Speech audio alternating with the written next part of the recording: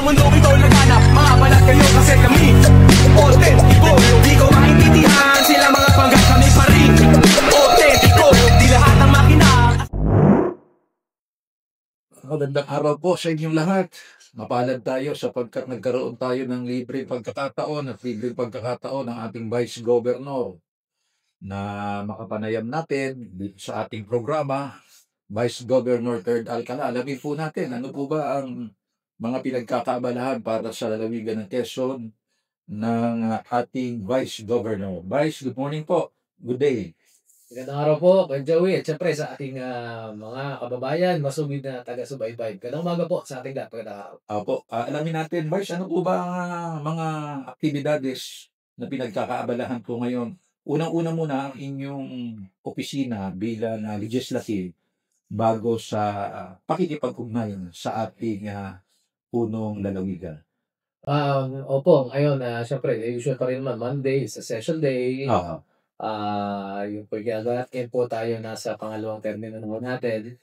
So, basically, umikot po tayo dun sa mga bagong halal, na iba't ibang mga official din, mga speaking engagements, aside po doon sa patuloy na ho natin ginagawa at weekends, tayo po yung mababa sa mga bayan, barangay.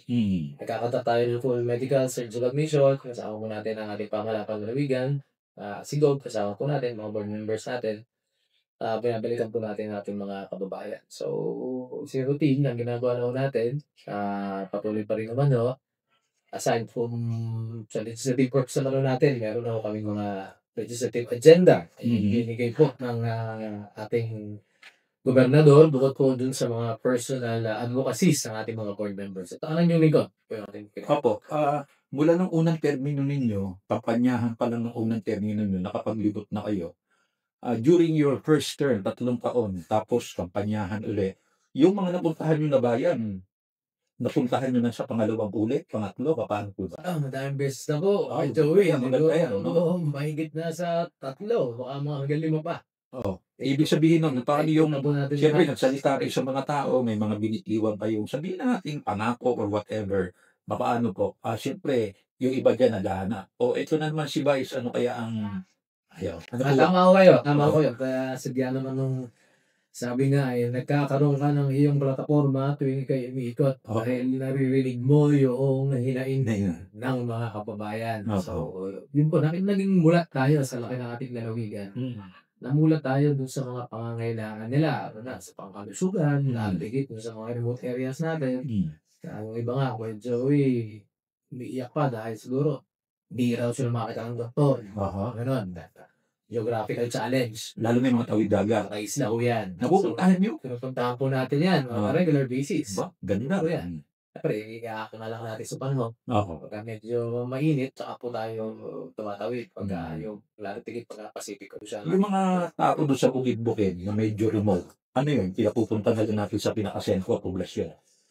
Ang ginagawa ko kasi natin, mas inukuna po ng ating pamahalaan yung mas malalayo. Okay. Yung talagang walang access, yung hirap, yung access para makapunta sa pinakamalapit na hospital, lamang. Okay. Tapos magkaroon naman tayo sa kabayanan, ayun, kalahatan na yun. Pero yun natin malayo. Kung malayo, dala na natin lahat. Kung medical mission na yan. Malaking bagay sa kanila yun. Po, mga diagnostics, pati yung surgical, pati yung sa mata, dental, tawag na rin po natin yung bakuna sa mga alagang mga hayop. Okay. At saka doon na rin po natin sinasabay yung mga agricultural inputs na pwede natin ilagay sa mga farmers, fisher folks.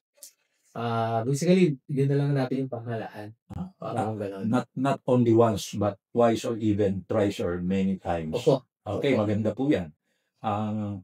Kung tuloy-tuloy ang inyong pakikipag-ugnayan, sa halip na sila'y pumunta rito, mayroon po bang clamor, Vice, na hatiin ang ating probinsya sa lawak nito o magkaroon ng tinatawag na mga satellite provincial offices katulad dati? Totoo po, napakahirap, napakalaki. Kasi sa pinakamalaking lalawigan ng Quezon, alam niyo naman, ilang kilometro yan. Meron nga tayo, mabiyahe ka pa ng 10 oras, makapunta ka lang sa isang barangay, di ba? Hindi pa tawid dagat yun. Sa Umiray, hindi pa tawid dagat yun. Bukod pa sa tawid dagat, bukod pa sa isla. Sa Umiray pa mga 1 oras kong biyahe yan eh. Kasi dadaan pa dito sa may Baler, Aurora, para makapunta ka lang doon. So imagine niyo yun. There's no other Wala pong ibang paraan, talagang mabiyahin niyo yan. Yan po yung napahiwalay na barangay sa General na pinupuntahan po natin yan at dinadala natin yung mga tulong po natin.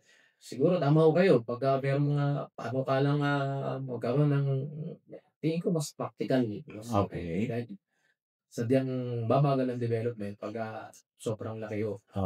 But anyway, that's beside the point. Sa atin naman ginagawa natin bagamat ang challenge ay napakalaki, pupuntahan ho natin dahil po ang ating mandato.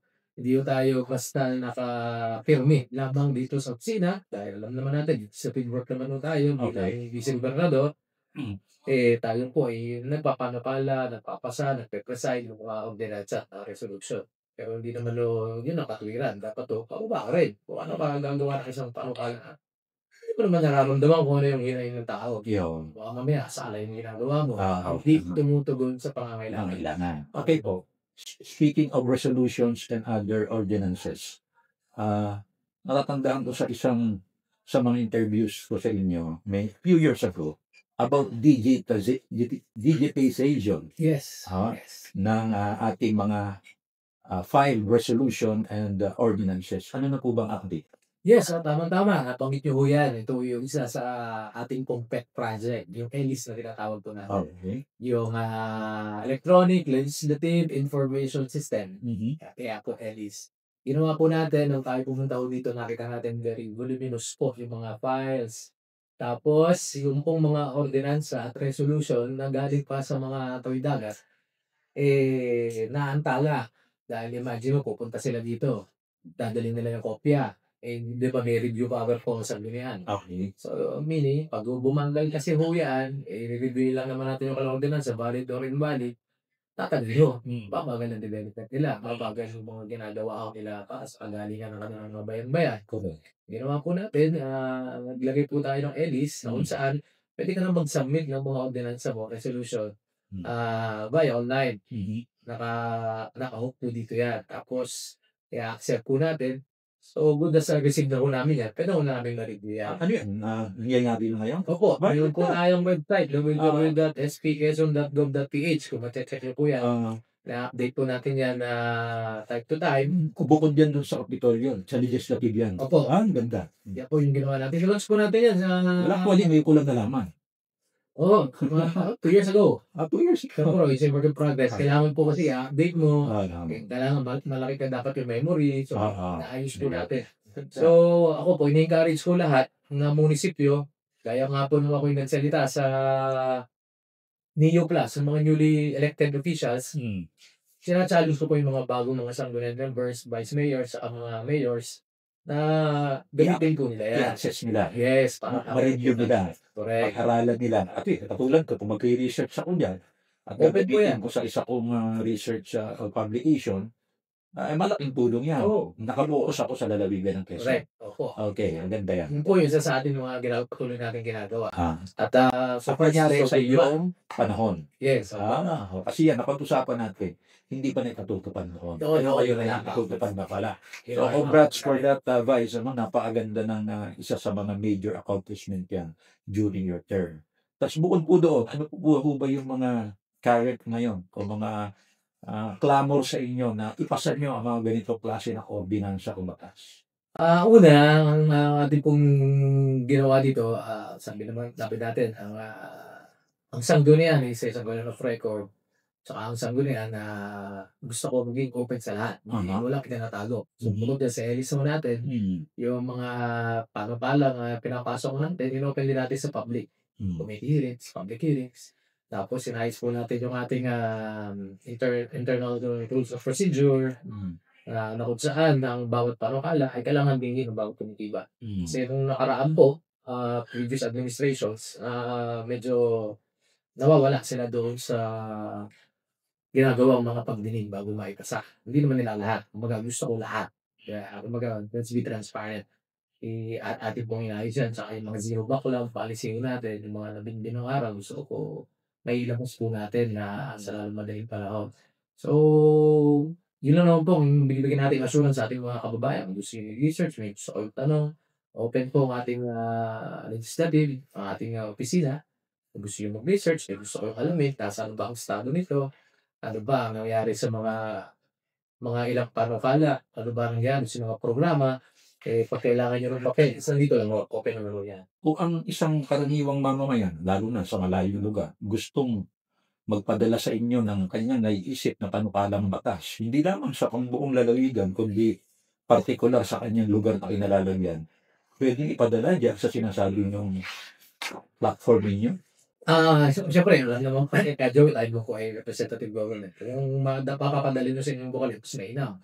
Okay. Wala po tayong ganung feature dun sa EDI. So ngayon po, wala. more on pagsasaayos ng mga ordinances, resolutions coming from component municipalities sa city. Okay. Kasi we have review authority. Pag-review yan, bawa po, may law ng isang bayan. Malayo. Babiyahe siya, ro-ro-ro, mag-jeep, tricycle. Kung may bagyo, yung tagal. So, through Pagka naisabit na yan nun, maririnig namin na sa kanilang madaling panahon. through district Bocayos, Yes. ano naman hindi masabing nilalagpasan, ano? Yes. Kahit yung mga LGUs na nasasakop ng district na yun, maganda rin na makipag-ugnayan sila. Opo. So, Vice, bukod yan sa mga binanggit ninyo na mga tungkol sa ordinansa at ano pa ho ngayon ang mga trust at mga, sabihin natin, inutumbok o direksyon na pinutumbok ng inyong legislative body in coordination with the secretary. Yes, of course. Katulungan po ay alam na ng lahat yung healing. Andiyan pa rin naman tayo. Healing agenda ni Gobele, yung sa health, education, agriculture, livelihood, infrastructure, nature, and good governance. Ano na po ba ang ating so far nagawa with the governor about health ng Quezon? Yung sa health, alam naman po natin, very, po dyan, si eyes on the prize po. Ang gobernador dyan. Just recently, napasa po natin yung provincial navigation system. Hindi na nabigay po yung mga pasyente, tinutulungan. Kung kaya ba naman ng ating hospital, kung hindi, hanggang Manila na nabigay po yan. Information po about patient. Bawa, Joey, ano bang history mo? Ano bang mga sakit mo? Ano ang mga meron pong profile. Tapos nila-navigate po yan. Yun po, yung isa sa ating ordinansa. Para maipadala sa mga Kung saan, kung ano yung kailangan, kung ano yung need ng isang pasyente. So, very meticulous, very, sabi nga masyadong mahirap man, pinipilit nyo natin. Yun po, yung just recently na pasaw natin. Bukod po diyan, yung improvement pa rin pa naman mo ng ating mga pasilidad. Siyempre, hindi naman natin talaga everyday ay mayroong mga lumalabas ng mga sulirahin na nakakarating sa atin, na-address naman po natin. Although ang ating trabaho ay gumawa ng mga ordinance, resolution, tanging sa iba't ibang mga executive, pagka may hiniling sa amin, pinapatawag mo na kung gawin mga problema. So, yun yung trust mo po ng government, yung malusog ng mga mamamayan. Ngayon, sa education naman, yan din mga additional na mga scholarship programs binibigay po ang ating pamahalaan. Nasa hearing stage pa lamang po itong ipanukalak ng ating gobernador. Pero tuloy na rin po yung dati. scholarship. Yung one family, one scholar. Okay. Poorest of the poor na pamilya natin na hindi makapag-graduate na kahit isa sa pamilya, may ordinansa na po yan. Halimbawa, 3 po kayong magkakapatid, hindi isa walang mag-graduate, pinag-aaral ko ang pamahalaan niya. Siyempre, may social case study report mo na yan. Mga ganun po. Vice, nakakabisita kayo sa ating Quezon Medical Center? Nakakapunta naman po. Ito lang, nag-anniversary ko sila. Kamusta po? Sa akin po, personal ko pong pananaw. Ako naman po ay hindi doktor. Pero ako po ay nasiyan. Ako po ay umikot. Dahil nakita ko, wala akong mga pasyente sa pasilyo. Dati ko kasi pagka ako ay nung ako ay kasensya pa, nagdala din ako ng pasyente dyan. Biglaan. Yung mga pasyente sa pasilyo na doon na nakahiga. So parang wala naman ako nakita na ikot natin. Tapos maaliwalas na ako siya. So, yun po yung aking nakikita. Tapos yung help desk, gumagana naman. May lumapito sa akin, tulungan ko. Na-address naman po sa agad-agad. So, para sa akin ay magandang improvement. Binanggit yung education. Kamusta ang mga eskwelahan natin na nadadaanan nyo pag naglilibot kayo sa iba't ibang bayan? Okay naman, yun nga, yung aking po nag-iikot mas tinututukan ko po yung scholarship program. Although yung sa mga tertiary level meron na libre naman na, eh. I mean, yung mga infrastructure, yung mga eskwelahan Ay lagi pong may lumalapit ho diyan, laging may lumalapit na na additional for repair, oo, for sa mga building, mga okay. ganyan. Talaga pong kulang naman, eh, alam mo naman yung pondo naman laging di sasapat. At saka dapat ang DepEd ng ano, 'di ba? Opo. Sila Ayun may dun sa local school board naman, oh, happiness naman 'no, pero nung kamakailan nagulat nga ako sa amin, laban ho ng kakulangan ng eskwelahan. aha, Sa proportion ng okay. estudyante sa eskuwelahan. Malaki pa rin po ang ating, kailangang matugunan para ho diyan. Kaya naman tayo ay sumikap din na palakasin din naman natin ang ating, pagpupugisan. Kamusta ko? Ah, Koleksyon natin. first things first, dito sa atin sa Sangguniang nais po natin yung tax code dati. Oo. Nagpa-codify po tayo ng ilang mga ordinances. Nag-tax code tayo, Oo. agricultural code, Oo. mga yung codification isa po yun sa aking ano, sa aking, pinu-push at Pero ang tinatapos. report sa inyo sa koleksyon natin, tayo ba'y etong budget natin, papaano itong ating pantapat sa budget na koleksyon? Tama-tama magba-budget na next month. Oo, Ngayon po nagba-budget preparation na. Siguro mag-usap ulit tayo. nakakagatay ba yung koleksyon? Sa laki ng problema ay sa tingin ko naman po ay O deficit tayo. nahihirapan doon siyempre sa laki ng tulong. Pero so far nag-normalize naman po yung pondo natin, eh. Di ba, brought about by the pandemic, alam naman ho natin, nabawasan tayo ng mga 14 to 20% yan, ng ilang taon. Ngayon pa nag-normalize na, bumabalik na po siya. Okay. So at least yung pong, spending nating pamahalaan, kung may pera na ho tayo. Magkano na po ba ang ating budget so far ngayon? Wala pa lang po akong numero ngayon, pero budget preparation pa lang. Section. For 2025 kasi. Exported and view yan, eh. Okay. Ewan ko lang po ngayon, ha. Ano yung kukunin natin? In 6 seconds? Hindi po, kasama na yung Mira sa local resource. Kasama na po yan. Pero close to 7 view yan. Hindi ko lang wala pa lang exact figure. Siguro po, next, may month na to, isasabit na po yan. Okay. I-inform po kayo kung to the last September kung magkano ka talaga yung pondo natin. At kung saan gagastusin para sa darating na fiscal year. At nabanggit nyo, pag-iikot-ikot nyo kung ano pa ang kailangan lalo na sa livelihood. Tama-tama, nabigyo po yung livelihood. Kaya isa po yan, ang MSME. Isa po yan sa ating tinututukan din. Bukod po sa executive, dito rin po sa ating sa legislative, kamakailan nga po, pasa tayo ng ilang MSME ordinances. Nagbibigay po tayo ng puhunan doon sa mga MSME, lalo na doon sa mga sari-sari stores, mga karinderya. Bukod sa puhunan, binibigyan din natin sila ng financial literacy coaching. Tinuturuan po na hindi naman pag nabigyan na kayo pamahalaan, nagtitigil na kayo dyan. Tuturuan kayo paano mastos, kung paano magnegosyo. Yan po per district, liikot ko tayo diyan. In fact, kahapon nakakapag-graduate na po tayo. Tapos aside from that, nakikipag-ugnayan din po tayo sa DTI, tsaka meron din po silang loan facility na hinihibigay. So, hinahanap po natin yung mga MSME kagabayan na willing na maturuan natin.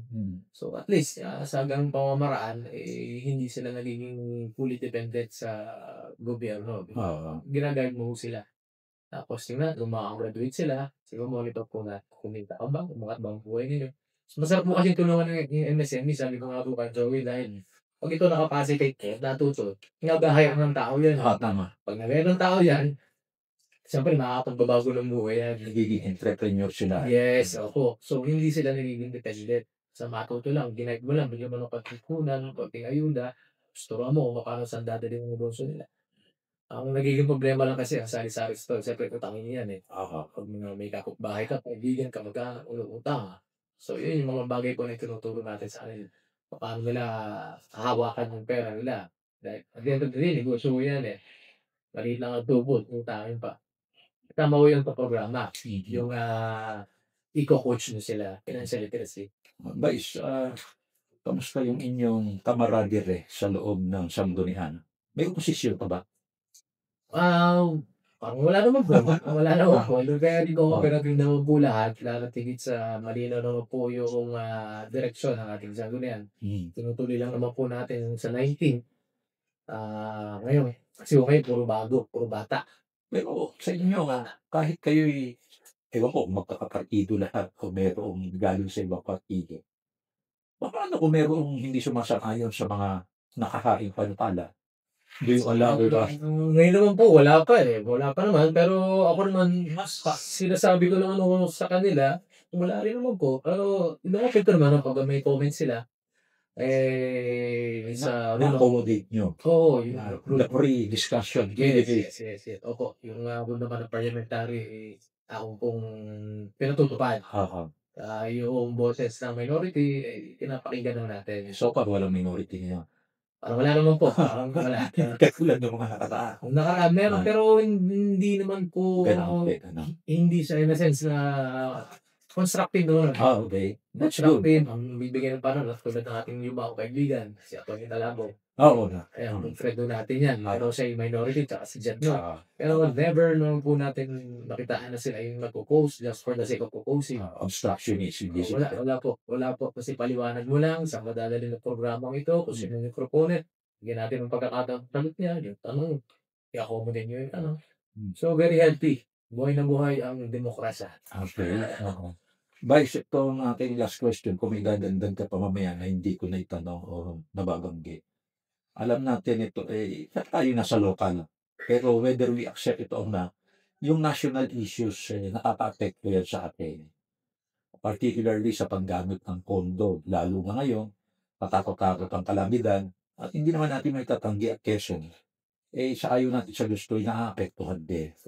So, kahit wala kayong naririnig sa mga constituents yun sa ibaba, kayo bilang mga namumuno rito, kami sana nangangailangan ng karagdagang pondo. Kulang kami ng mga eskwelahan dito. Kulang kami sa health. Kulang kami ng ospital, ng infrastructure dahil limitado pondo. Tapos nakikita natin ganito na napakalawak. Napakadami palang pera na bumabaha. Ibig sabihin ano ang pulso ng lalawigan ng Quezon? Kung hindi ba ng gobernadora o kaya kayo nakikipag-usap, ano ba itong ating? Tayo ba ay hiwalay na republika? Wala tayong pakialam sa national? Kahit anong ginagawa nila doon, okay lamang. Samantalang tayo nangangailangan din. Baka nakakaligtaan na tayo ni national government. Papaano po ninyo pinag-uusapan yan bilang mga opisyales ng lalawigan? Yes, opo. Joey, syempre, tayo po ay nalulungkot. Hindi na nakikita. Bukas pa lang natin ng television. Tapos naman po tayo nagbabayad ng buwis. Tayo automatic, tulad po natin. Tatanggapin natin yung sweldo natin, bawas na yan. Hindi na tayo makakapalag dyan. Dahil deklarado naman. So, babayad ka ng bar. Bayad ng bakla. Galaw natin, yung buwis Doon na pupunta yun. Nakakalungkot po. So, siyempre, sabi nga po ninyo, kahit pa tayo ay may independence, local autonomy, hindi mawawala yun sa national issues. Tsaka, lagi tayong, po yan, it's chain. So, ang sa ating ginagawa lang naman dito, accountability, transparency, ang ginagawa ko natin. Tapos, ang kamakailan, nagpatawag po tayo ng mga district engineers, sumagot naman sila. Tinatanong ko natin, kasi marami nagre-reklamo sa mga nakadaan yun. Yung status ng ating mga pagawain ng bayan dito. Yung mga kasado po natin, magdadahi tayo, lumak-lumak. Apat na distrito, yung po, isa sa mga ginawa po natin sa muli, natawag po natin ng mga engineers, nagpaliwanag po sila. Pinakita ko nila, kung napupunta yun, maintenance cost, mga ganyan. Nakita rin naman natin kakulungan ng kung ginagawa nila. Tapos bago pa sumabog itong mga ito sa national. Okay. So siyempre tayo naman, kahit pa national government, tayo sa lokal, nag-aayos na lang kami. Usapan kung gagawin natin, hindi kailangan ang lalawigan dahil pag dumaka ka dito sa tayo ng una, kung natatandaan mo sa may pagbilaw, sira. Siyempre, di ba, binastahin kay Idol. Ang ating lalawigan, pati yung distrito, may saat doon. So siyempre, hindi naman pwede magtuturuan Is the local legislative, like the province of Quezon, board members, interacting or coordinating with district representatives? Okay naman po. Ano na relasyon?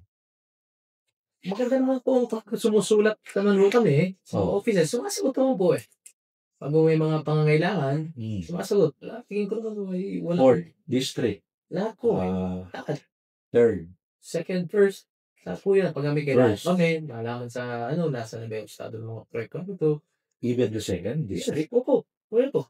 Totoo po yan. Minsan po, nag-hearing mo dito tungkol doon sa hospital sa Lucena. Nga pala.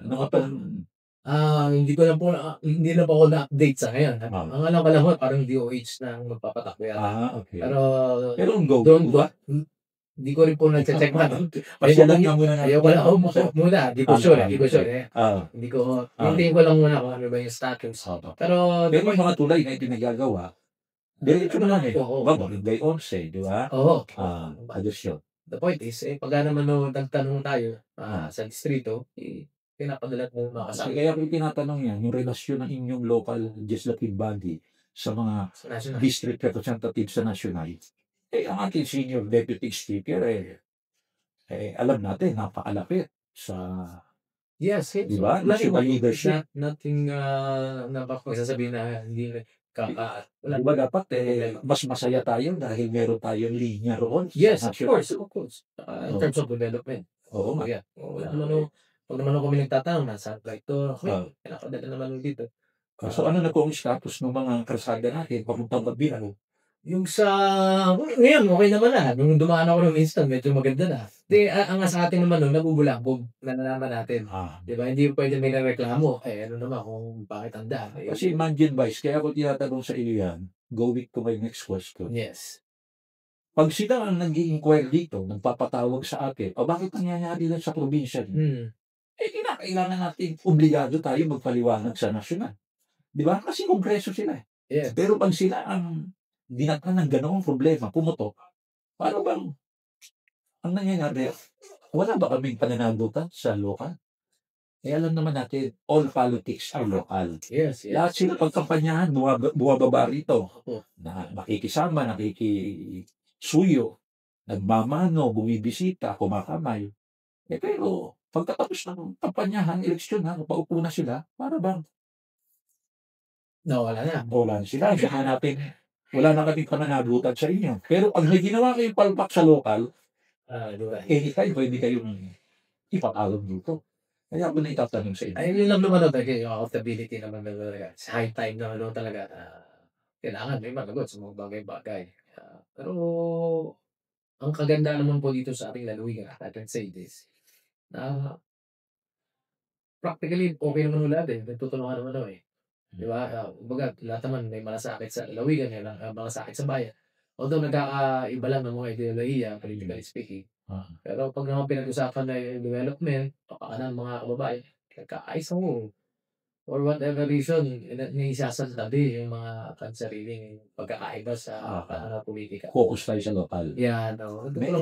Meron akong last question bago yung inyong gustong sabihin sa mga sumusubaybay sa programa ko.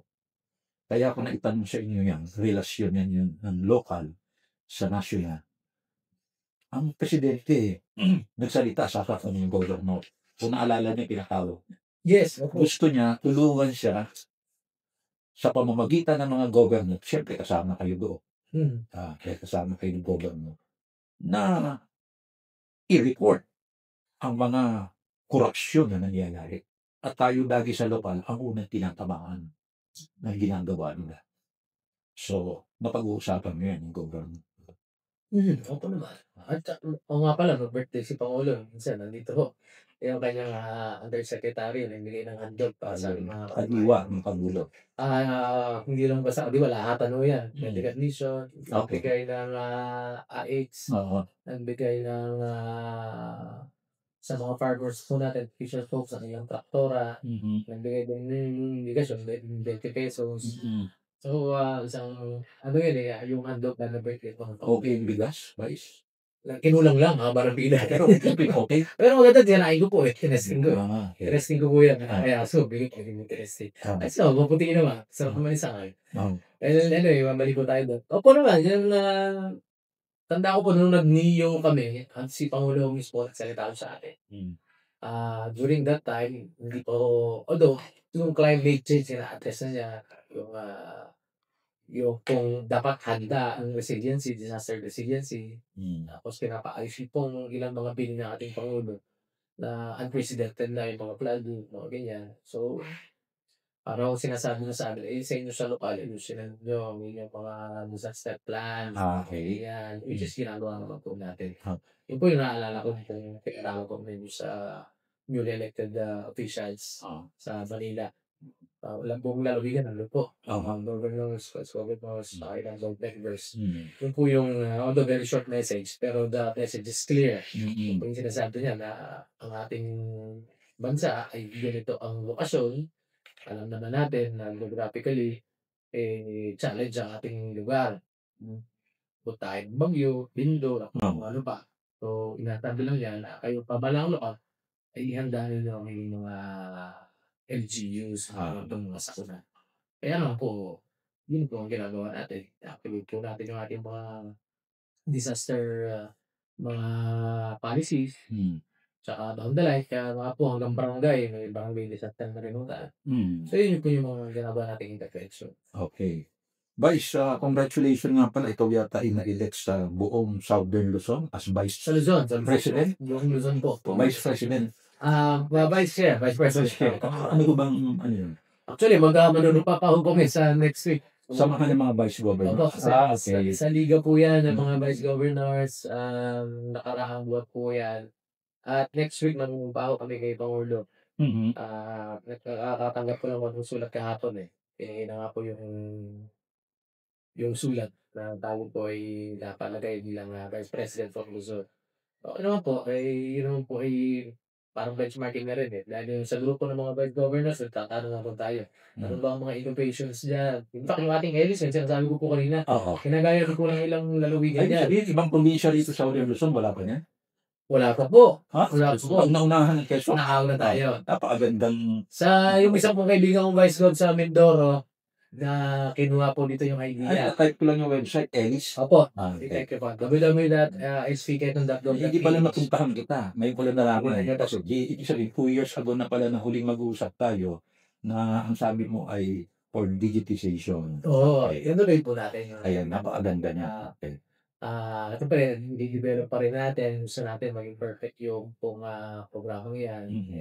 Minsan may internet, may bagyo. Ito yung mga challenges. Mahalaga po dyan, naka-in place na po yan. Vice, thank you very much. Masyadong naging mahaba ang ating pag-uusap at pagbabahagi mo ng mga informasyon dito sa aking programa. Baka meron ka pang gustong iparating sa ating mga sumusunugan. Sige po. Yun po, maraming salamat po pagkakataon kay Joey at bagamat tayo naman po, ako naman po laging umiikot. Pag nakita nyo sa lugar ninyo, katapitin nyo lamang po. May gusto po kayong alaman kung ano ba yung mga programa may kinalaman sa ating mga lugar. Maaari nyo pong makasukan o mapabilang. Huwag po kayo mag-aatubili. At sa mga darating na mga panahon po, tayo ay magbabalangkas na ng ating pondo. At asahan po ninyo na tayo po ay magbabantay dun sa mapupunta ang pondo ng bawat mamayan dahil alam mo natin tayo ay medyo tayo pong mga Pilipino ay nakabantay sa bawat sentimo ngayon. Lalo sa mga nangyayari sa atin. Asahan po ninyo ay ating pong babantay ang maigi kung saan pupunta. Ang bawat buwis ay binabayad po natin. So, kita-kita po tayo. Baka mga isang araw, nandun ako sa inyo. Okay. Thank you very much po. Okay.